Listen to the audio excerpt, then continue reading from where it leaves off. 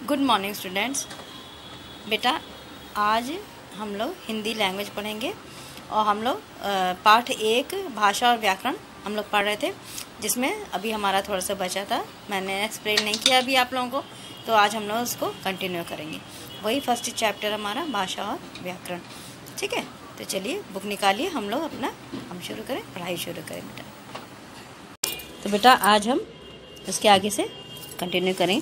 कल हमने भाषा का पढ़ा था कि भाषा क्या होती है। आज हम देखेंगे कि भाषा के कितने रूप होते हैं। कल भी मैंने यहाँ तक तो आपको पढ़ाया ही था कि भाषा के 2 रूप होते हैं। एक है हमारा लिखित भाषा, जो हम लिख के अपने मन की बात बताते हैं। दूसरा है पहला है मौखिक भाषा, जिसमें हम बोल के अपने मन की बात बताते हैं। और दूसरा हमारा है लिखित भाषा, जिसमें हम कोई भी चीज़ अपनी मन की बात लिख कर एक दूसरे से बातें करते हैं, वह लिखित भाषा है। जब लिखकर अपने मन की बात बताते हैं लिखित भाषा, और जो बोल के अपने मन की बात बताते हैं वह मौखिक भाषा। ठीक है, चलिए देखिए मौखिक भाषा इसमें क्या बताया गया है।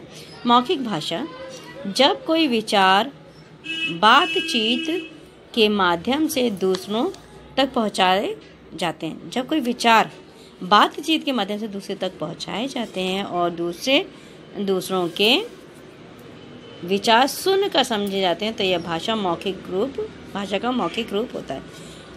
अब देखिए हमने सीधा उन्होंने क्या कहा कि जब हम कोई बात या विचार बातचीत बात कह के बोल कर जब किसी को अपने मन की बात बताते हैं और दूसरा उसके विचार को सुनकर समझता है, तो वह मौखिक भाषा कहलाती है। जैसे यहाँ पे देखिए आपस में बातचीत कर रहे हैं।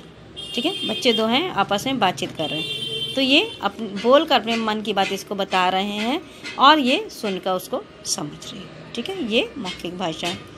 टेलीफोन में देखिए मौखिक भाषा है।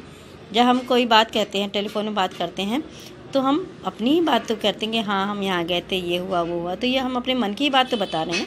और कैसे बता रहे हैं? बोल कर बता रहे हैं, और अगला पर्सन जो है वो सुनकर उस बात को समझ रहा है। ये मौखिक भाषा। इसके बाद ये आया हमारा, ये है टेलीविज़न। अब टेलीविज़न में क्या बेटा बोला जाता है। ये जो टेलीविज़न में पिक्चर है वो चल रही है, वो बोल रहे हैं, उसकी बातों को हम सुनकर समझ रहे हैं, तो ये मौखिक भाषा का ही एक रूप है। ठीक है, ये आपको इसलिए दिया गया ताकि आप लोगों को बहुत अच्छे से मौखिक रूप समझ में आए। ठीक है, चलिए अब आगे देखते हैं लिखित भाषा। अब लिखित भाषा क्या होती है? लिखना अर्थात लिखित रूप भाषा का दूसरा रूप है। ठीक है, जब हम लिखकर अपने विचार व्यक्त करते हैं तो उसे लिखित भाषा कहते हैं। संदेश द्वारा, ईमेल द्वारा, पत्र, समाचार पत्र, किताबें आदि लिखित भाषा के सशक्त माध्यम हैं। अब क्या कह रहे हैं कि लिखित भाषा क्या होती है? लिखित भाषा यानी जब हम लिख कर लिखित भाषा वो भाषा होती है जिसमें हम लिख कर कोई संदेश या कोई अपने मन की बात दूसरों तक पहुंचाते हैं और दूसरा उसे पढ़कर समझ जाता है।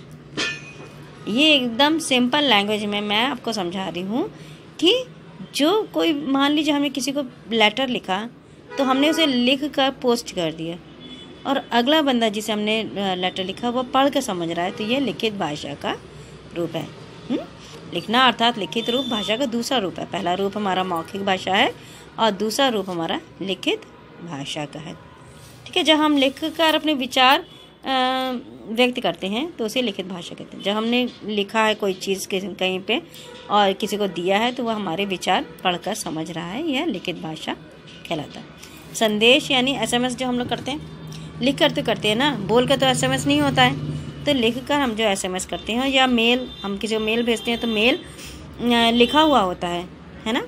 पत्र यानी लेटर, समाचार पत्र यानी न्यूज़पेपर, किताबें, ये सब लिखित भाषा के सशक्त माध्यम। सशक्त यानी बहुत ही ताकतवर माध्यम है। इनके माध्यम से हम बहुत से एक साथ हज़ारों लोगों को अपनी बातें बता सकते हैं। ठीक, तो ये लिखित भाषा है और ये मौखिक भाषा है। चलिए आप पिक्चर देखें क्या है। पिक्चर्स में देखें, ये क्या कर रही, संदेश है। ये लेटर पढ़ रही है, तो किसी ने लिख कर भेजा तब ये पढ़ रही है, पढ़ कर समझ रही है उस बात को, तो यह लिखित भाषा हमारा कहलाएगा। अगली पिक्चर देखिए, ये है ईमेल। ईमेल, ये बच्चा कंप्यूटर पे ईमेल कर रहा है, मेल कर रहा है, वो कंप्यूटर पे छपेगा और जहाँ जिसको इसे पढ़ना होगा वह इसे खोलकर पढ़ लेगा, है ना। तो ये ईमेल, ये लिखित भाषा का रूप है। अगला क्या है हमारा, समाचार पत्र। तो समाचार पत्र, न्यूज़पेपर, देखिए न्यूज़पेपर कोई एक बंदा ही छापता होगा, एक ही बंदा लिखता होगा, लेकिन हज़ारों लाखों लोग उसको पढ़ते हैं और पढ़कर उसके मन की बात समझते हैं, यानी वह क्या कह रहा है अपने पत्र के माध्यम से वह समझते हैं। तो ये सब बेटा लिखित भाषा के उदाहरण हैं। अब देखें अन्य भाषाएं। संसार में अनेक भाषाएं बोली, पढ़ी और लिखी जाती हैं। सभी देशों की अपनी अपनी भाषाएं हैं। अब कह रहे हैं संसार में बहुत सी भाषा मिल जाती है, ऐसा नहीं कि बस हम हिंदुस्तान में रहते हैं हिंदी और इंग्लिश और कुछ कुछ भाषाएं, दुनिया में बहुत सी भाषाएं हैं, हर देश की अपनी एक भाषा होती है, ठीक है। और बहुत तो ऐसा होता है कि जैसे मान लीजिए हम लोग हिंदी भाषी हैं, तो हिंदी भाषी में भी बहुत सी उपभाषाएं होती हैं, जैसे कोई भोजपुरी बोलता है, कोई अवधी बोलता है, इस टाइप की बहुत सी भाषाएं, वो बोली कहलाती है, लेकिन बेटा भाषा हिंदी है और जो वो होती हैं वो बोलियां कहलाती हैं। तो यहाँ हम लोग भाषा के बारे में बात करें तो भाषा दुनिया में, संसार में बहुत सी भाषा बोली, पढ़ी और समझी जाती हैं। जैसे यहाँ एग्जाम्पल दे, जापान में कौन सी भाषा बोली जाती है, जापानी। फ्रांस में फ्रेंच भाषा बोली जाती है। चीन में चीनी और इंग्लैंड में अंग्रेज़ी। इंग्लैंड में इंग्लिश भाषा बोली जाती है। तो ये अपने देश की सबकी अलग अलग भाषाएं हैं। जैसे हमारी हिंदुस्तान में हिंदी भाषा बोली जाती है।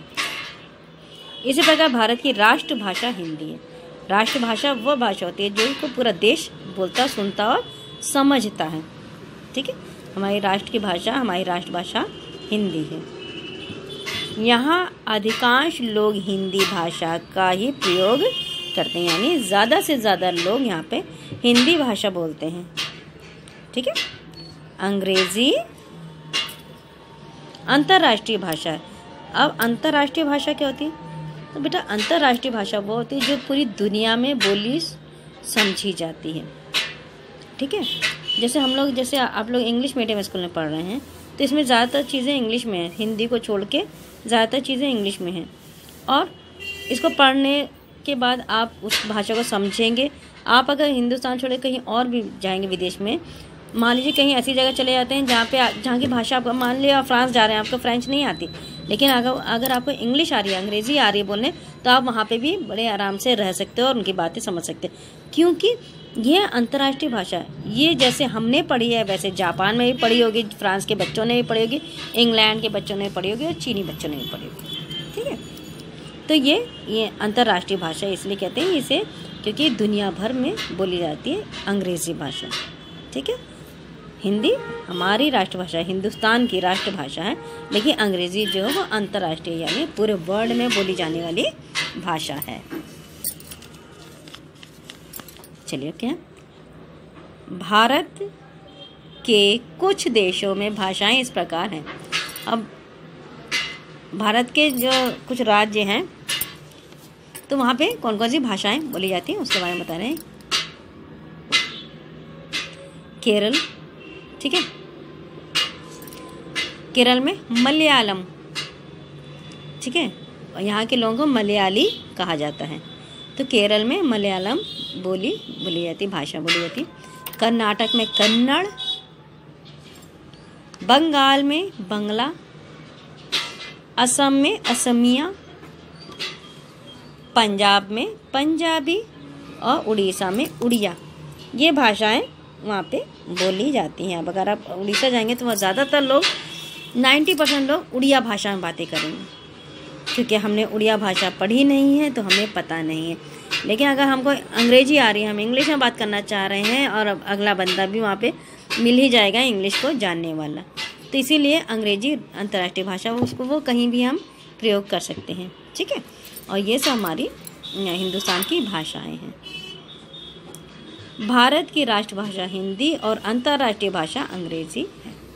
तो जो भी मैंने आपको बताया कि यहाँ की हिंदुस्तान की राष्ट्रभाषा हिंदी है और इंग्लिश जो है अंग्रेज़ी है, वो अंतर्राष्ट्रीय है, इंटरनेशनल लैंग्वेज है वो। तो वो पूरी दुनिया में आप कहीं भी अगर आपको इंग्लिश बोलने आ रहा है तो आप दुनिया के किसी कोने में चले जाएंगे तो आपको वहाँ पे अपनी बात कहने में कोई परेशानी नहीं होगी, क्योंकि वो सब हम जैसे इंग्लिश समझ रहे हैं, बोल रहे हैं, उसी तरह अगले देश के लोग भी उसको समझते हैं और बोलते हैं। ठीक है, जैसे मैंने आपको बताया था कि मान लीजिए आप कहीं चले जाते हैं, वहाँ की भाषा आपको बिल्कुल नहीं आती, लेकिन अगर आप अंग्रेज़ी जान रहे हैं, वहाँ पे भी लोग अंग्रेज़ी जान रहे हैं, तो ये बड़े आराम से हमारी बात हो सकती है। ठीक है, अब इसके बाद हमारा लिपि आएगा, तो इसको बेटा हम कल कंटिन्यू करेंगे। ठीक है, आज हमने यहाँ तक पढ़ा है और होमवर्क में सेम मैं बता रही हूँ आपको कि आपको इसी को पेज को रिवाइज करना है, इसी को आपको फिर से पढ़ना है बेटा। ठीक है, आज हमने भाषा के रूप पढ़े। भाषा के 2 रूप होते हैं, लिखित भाषा और मौखिक भाषा। तो इसी के बारे में हमने डिटेल से जाना और हमारे देश में कौन कौन सी भाषाएं बोली जाती हैं उसके बारे में भी आज हमने जाना। तो होमवर्क में आपको इस पेज को रीड करना है और समझना है, और अगर कोई प्रॉब्लम आपको होती है तो आप मुझसे पूछ सकते हैं। ओके, थैंक यू बेटा। तो बेटा अभी मैंने आप लोगों को भाषा के बारे में बताया। भाषा के 2 भेद होते हैं, 2 रूप होते हैं, लिखित भाषा और मौखिक भाषा। तो लिखित भाषा जो हम लिख कर अपनी बात किसी को समझाते हैं और दूसरा उसे पढ़कर समझता है, वो लिखित भाषा। और मौखिक भाषा जो हम अपने मुंह से बोलते हैं और अगला उसे सुनकर समझता है, तो ये मौखिक भाषा। तो इसके 2 रूप होते हैं। इसके अलावा हमने देश विदेश की भाषाओं के बारे में भी जाना कि किस देश में कौन सी भाषा बोली जाती है। और हिंदी हमारी राष्ट्रभाषा है और अंग्रेज़ी अंतर्राष्ट्रीय भाषा है। इतना हमें आज अपना पाठ पढ़ने से हमें इतना पता चला। इसके आगे का चैप्टर हम आगे भी कंटिन्यू करेंगे। ठीक है, अगर आप लोगों को कोई प्रॉब्लम होती है, कोई बात समझ में नहीं आती, तो आप मुझे से पूछ सकते हैं। ओके, थैंक यू बेटा।